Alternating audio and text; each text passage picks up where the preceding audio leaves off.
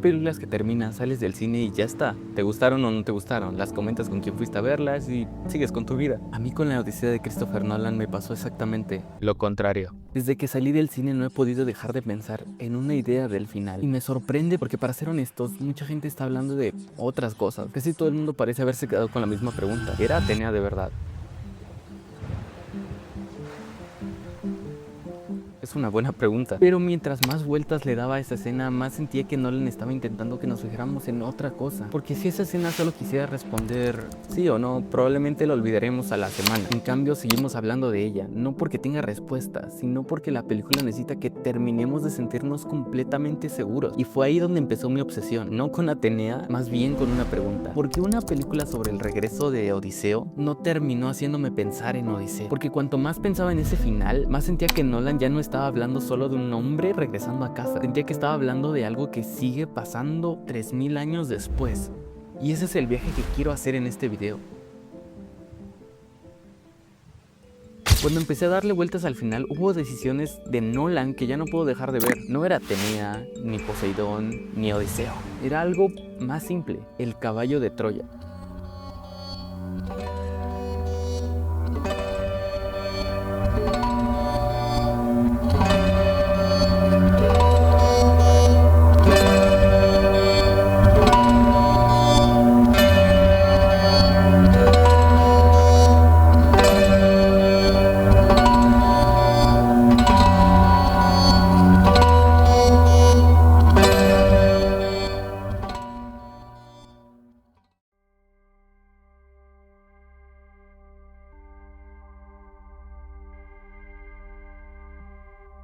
Porque toda guerra está llena de atrocidades, y la guerra de Troya obviamente no es la excepción. Hay ejecuciones, saqueos, esclavitud, ciudades enteras reducidas a cenizas. Y Nolan pudo haber construido toda su película alrededor de cualquiera de estos horrores, pero eligió algo distinto. Eligió el caballo de madera, y entre más lo pensaba, más raro me parecía. Porque el caballo de Troya no es la escena más violenta de la guerra, ni la más sangrienta. Entonces, ¿por qué convertir justamente esa decisión en el centro emocional de la película?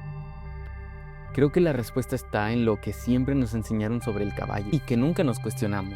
Desde niños nos lo cuentan como una genialidad, como la estrategia militar más brillante de la antigüedad, la prueba definitiva de la inteligencia de Odiseo. Y siendo honestos, yo también siempre la he visto así, hasta la película, porque Nolan parece ser una pregunta completamente distinta. ¿Y si el problema nunca fue el caballo? ¿Y si el problema nunca fue que usar el caballo fuera inteligente? ¿Y si el problema era precisamente eso? Que la inteligencia terminó encontrando una forma de convertir la traición en estrategia. Y creo que eso lo cambia todo. Porque una masacre no necesita explicación. Puede surgir del odio, del miedo, de la desesperación. Pero el caballo es muy distinto. El caballo necesitó planificación, paciencia, creatividad, ingenio. Y esa misma inteligencia capaz de construir templos es la que encuentra la forma perfecta de romper las reglas que esos mismos templos representan. Y fue ahí donde empecé a sospechar que la película ya no estaba hablando de guerra, estaba hablando de algo mucho más incómodo, de lo que ocurre cuando una civilización descubre que su mejor idea también puede ser la más peligrosa.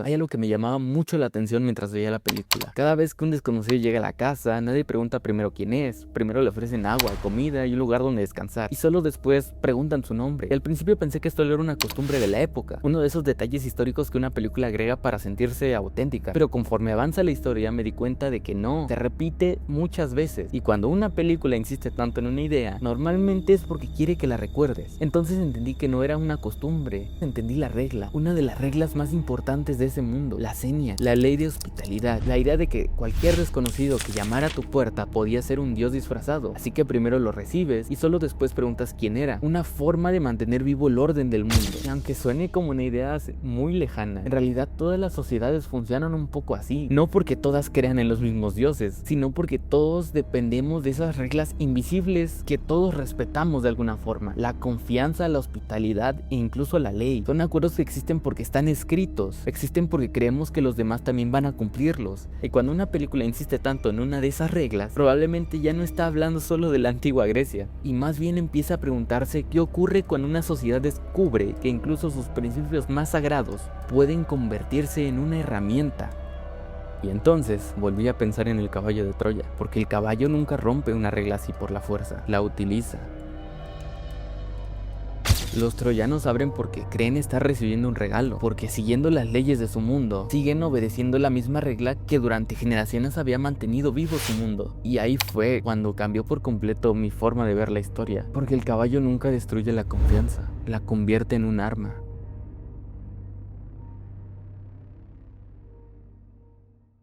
Y de pronto, estaba viendo el instante exacto en que una civilización descubre que incluso sus principios más sagrados pueden usarse en su contra. Creo que cuando entendí eso, la pregunta dejó de ser cómo cayó Troya y pasó a ser qué ocurre con una civilización después de descubrir algo así. Ahora aquí hay una objeción bastante obvia, y creo que vale la pena hacerla antes de continuar con el video, porque alguien podría decirme, todo esto suena muy interesante, pero la película ya explica perfectamente por qué Odiseo pasa 10 años perdido en el mar. Y tienes razón, Odiseo sigue a Polifemo, el hijo de Poseidón, y desafía a un dios. Eso, en la tragedia griega, tiene un nombre, Ibris, la arrogancia de creer que estás por encima de los límites, por encima de los dioses, y por eso Poseidón lo castiga. No por el caballo, no por Troya, por su orgullo. Ese castigo existe. La película nunca intenta esconderlo, al contrario, es uno de los motores de toda la historia. Pero mientras más pienso en la película, más siento que Odiseo cargaba con otro peso durante todo el viaje. Un peso más silencioso y que no es tan claro en la película. Porque ningún dios baja del cielo para reclamarlo o ninguna maldición lleva su nombre. Simplemente está ahí, acompañándolo todo el tiempo.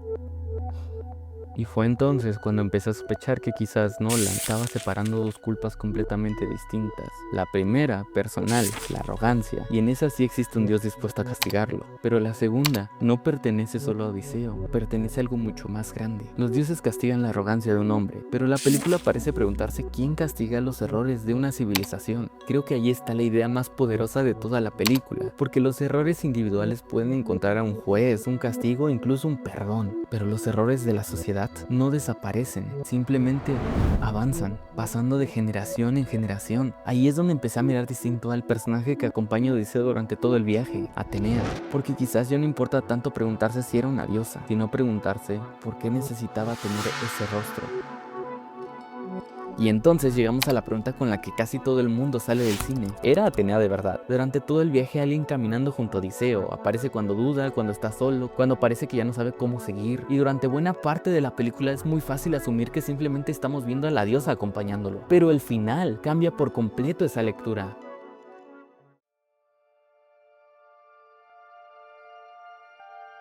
La película revela que ese rostro no pertenece a ninguna diosa, pertenece a una sacerdotisa que Odiseo vio morir durante la caída de Troya. Y lo que viene después es interpretación mía.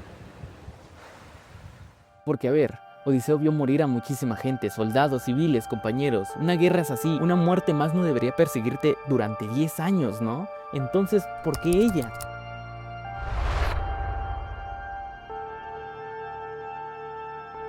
No creo que sea porque su muerte fue distinta. Creo que ese rostro queda unido para siempre al momento en el que Odiseo entiende que acaba de cruzar una línea de la que ya no va a volver. No el instante en el que ganó una guerra, el instante en que entendió el costo de ganarla. Y hay una diferencia enorme entre esas dos cosas. Porque uno puede arrepentirse de una muerte, sí, pero ¿cómo te arrepientes de una idea?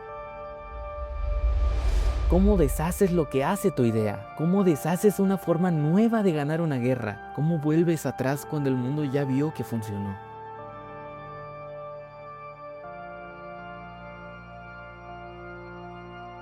Por eso no estoy tan seguro de que este rostro represente solo la culpa de Odiseo. Creo que representa la memoria. La imposibilidad de olvidar el instante exacto en que cruzaste una línea, porque las heridas terminan cerrando. Incluso los dioses pueden llegarte a perdonar, pero hay decisiones que siguen viviendo mucho después de haber sido tomadas. Y quizás por eso Nolan nunca termina de decirnos si realmente estaba viendo una diosa o es su propia conciencia intentando darle un rostro a algo que ya no podía explicar con palabras. No lo sé. Y siendo sinceros, tampoco creo que sea la pregunta más importante, porque mientras más seguía pensando en la película, me di cuenta de que, aunque Odiseo cargue con ese recuerdo durante 10 años, él logra volver a casa. Entonces la pregunta ya no es sobre qué va a pasar con Odiseo. La pregunta es si consiguió regresar, quién terminó pagando el precio de aquella decisión. Si todo esto fuera solo culpa de un hombre, la historia termina cuando Odiseo vuelve a casa. Y no termina ahí. Porque una guerra puede terminar, un hombre puede ser perdonado, e incluso los dioses pueden decir que ya fue suficiente.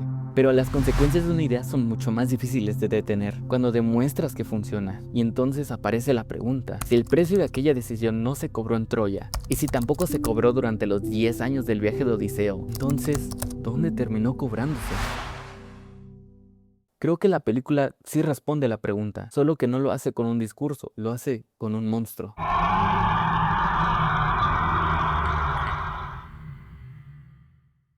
Y entonces la película responde la pregunta, ¿dónde terminó cobrándose ese precio? En Ítaca. Hay algo que todos temen, lo llaman la gente del mar. Aparece de la nada, saqueando las costas, no pertenecen a ningún reino, no obedecen a ningún rey. Son hombres que siguen viviendo de la guerra, aunque ya terminó. Y entonces llega una de las revelaciones más sorprendentes, porque la película te hace entender que muchos de ellos son los propios hombres de Odiseo. Y no solamente ellos, también hay soldados de otros ejércitos griegos, mercenarios, sobrevivientes, gente que perdió su ciudad, su ejército, su lugar en el mundo, en que cuando la guerra terminó, ya no supo cómo dejar de vivir en ella. Aquí creo que hay que tener mucho cuidado. No creo que la película esté diciendo que todos ellos salieron a copiar conscientemente el caballo de Troya. Eso sería demasiado simple, y como siempre digo, nada es así de simple, y probablemente también sería falso. Creo que está diciendo algo mucho peor.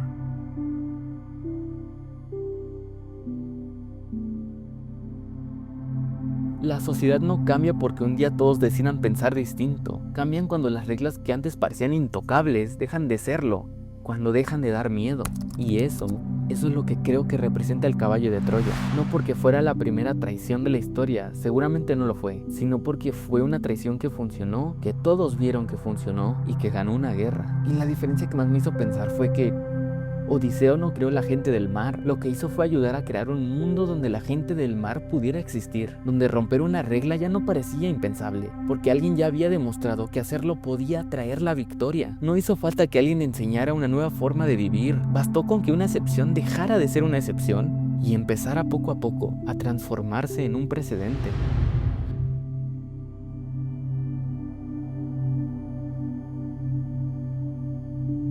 Por eso ya no estoy tan seguro de que la gente del mar sea el verdadero monstruo de la película. Creo que el verdadero monstruo nació mucho antes. Nació el día que una civilización descubrió que podría romper sus reglas y salir ganando. Porque las personas no son para siempre. Odiseo envejece, vuelve a casa y muere. Pero las ideas son distintas. Cuando una idea demuestra que funciona, puede sobrevivir por décadas. Porque si una idea puede sobrevivir a quienes la crean, entonces el verdadero protagonista ya no es Odiseo, es el tiempo.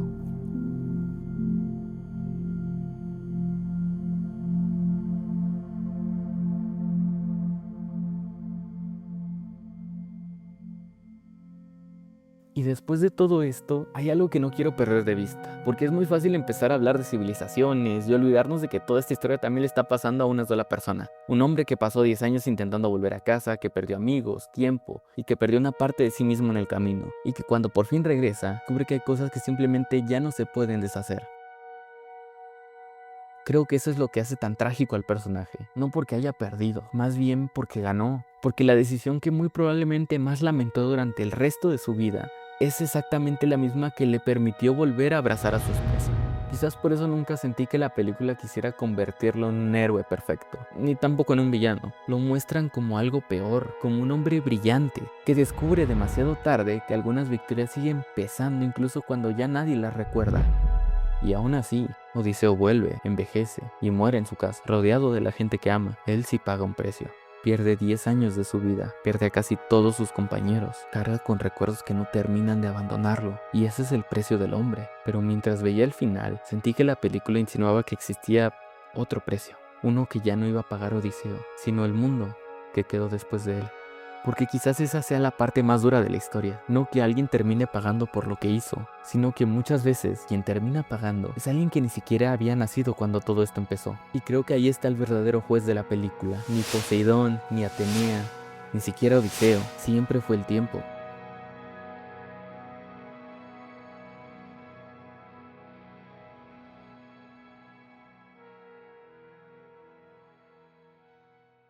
Hay algo que me parece todavía más inquietante que el propio caballo de Troya, y es que 3000 años después seguimos hablando de él. La guerra nunca se olvidó, Odiseo tampoco. El caballo sigue apareciendo en libros, en películas, en escuelas.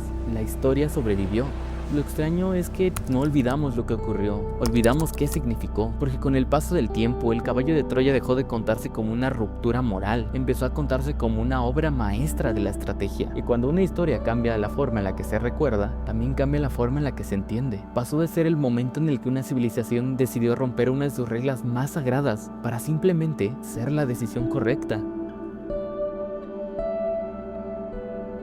Y creo que ahí está la verdadera importancia, el no borrar los hechos, ni reordenar los significados. Con los años, dejamos de preguntarnos si estuvo bien, empezamos a preguntarnos si funcionó, y esa diferencia parece minúscula, pero cambia por completo la conversación, porque cuando una excepción deja de sentirse como excepción, empieza a convertirse en tradición, y cuando una tradición deja de discutirse, empieza a parecer natural. Quizás por eso cada generación siente que está enfrentando un problema completamente nuevo, cuando en realidad, muchas veces lo único que heredó fue una idea cuyo origen ya nadie recuerda. Y entonces algo me dio bastante miedo. Tal vez el verdadero poder del caballo de Troya nunca estuvo en conquistar una ciudad. Tal vez estuvo en sobrevivir como idea. Porque una ciudad puede caer una sola vez, pero una idea puede seguir cruzando generaciones sin que nadie note que sigue siendo la misma. No sé si todo esto sea exactamente lo que Christopher Nolan quiso decir, y siendo sinceros, tampoco creo que importe mucho, porque las películas buenas tienen ese algo en el que llegan a un punto donde dejan de hablar de sus personajes y hablan sobre nosotros. Lo que yo sentí al salir del cine fue una película sobre el momento exacto en que una civilización descubre que traicionar sus propios principios también funciona, y que ese descubrimiento puede sobrevivir mucho más de quienes lo hicieron posible. Por eso creo que Nolan eligió el caballo de Troya, no porque fuera la batalla más espectacular, ni la más sangrienta, sino porque representa algo que una masacre jamás va a poder representar, porque una masacre necesita violencia y fuerza, pero el caballo necesitaba inteligencia, necesitaba planificación, necesitaba creatividad, necesitaba que la misma mente capaz de construir templos descubra también cómo convertir una regla sagrada en arma. Y quizás esa sea la tragedia, que la civilización no siempre se destruye por falta de inteligencia. A veces empiezan a destruirse usando precisamente su inteligencia. Pero hay una última idea, y no tiene que ver con Grecia, ni con Troya, ni con Odiseo. Tiene que ver con nosotros. Porque creo que casi nadie se despierta pensando, hoy voy a romper mis principios. Lo que hacemos es mucho más humano y por ende mucho más peligroso. Nos convencemos de que nuestra situación es distinta, de que esta vez sí es una excepción, y cuando funciona, la excepción deja de sentirse como excepción, empieza a sentirse como la decisión correcta. Quizás por eso la historia parece repetirse tanto, no porque olvidamos el pasado, sino porque cada generación está convencida de que su excepción es la primera. Y entonces entendí la frase que, al menos para mí, resume toda la película. Una civilización no empieza a caer cuando pierde una guerra, empieza a caer cuando descubre que puede ganar traicionando aquello que lo convirtió en una civilización. Y quizás por eso seguimos contando esta historia 3000 años después. No porque todavía nos importe quién ganó Troya, sino porque todavía seguimos intentando responder la misma pregunta. ¿Cuánto estamos dispuestos a romper para conseguir aquello que creemos que vale la pena?